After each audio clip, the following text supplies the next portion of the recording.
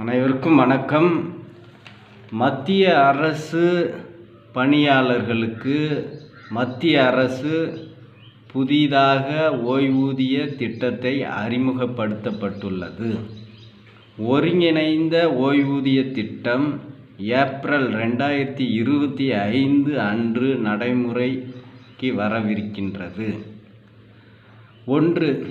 அரசு ஊழியர் தனது பணிகாலத்தில் 25 ஆண்டு காலம் முடித்த பின்பு அவர் கடைசியாக பெற்ற 12 மாதங்களுக்கான உண்டான ஊதியத்தை கணக்கிட்டு அவர் 50% ஓய்வூதியமாக பெற தகுதி உடையவர் ஆவார் என அறிவிக்கப்பட்டுள்ளது.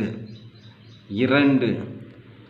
ஒரு அரசு ஊழியர் தனது 25 ஆண்டு காலம் பணியாற்றிய பின்பு ஓய்வு பெற்றால் அவர் தனது ஊதியத்தில் 50% ஓய்வூதிய பலன்களாக பணப்பயனோடு பெறலாம் என அறிவிக்கப்பட்டுள்ளது.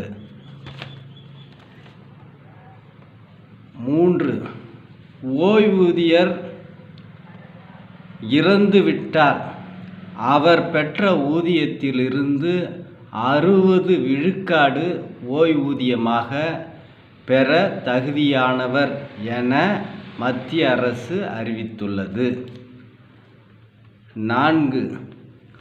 ஒரு அரசு ஊழியர் 10 ஆண்டுகள் பணி செய்து இறந்துவிட்டால் அவருக்கு ரூபாய் 10,000 ஓய்வூதியமாக வழங்கப்படும் என மத்திய அரசு அறிவித்துள்ளது.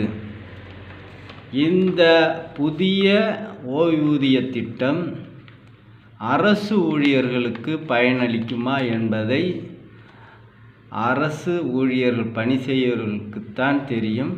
நாம் அரசு அறிவித்ததை இங்கே பதிவிடுகிறேன். நன்றி, வணக்கம்.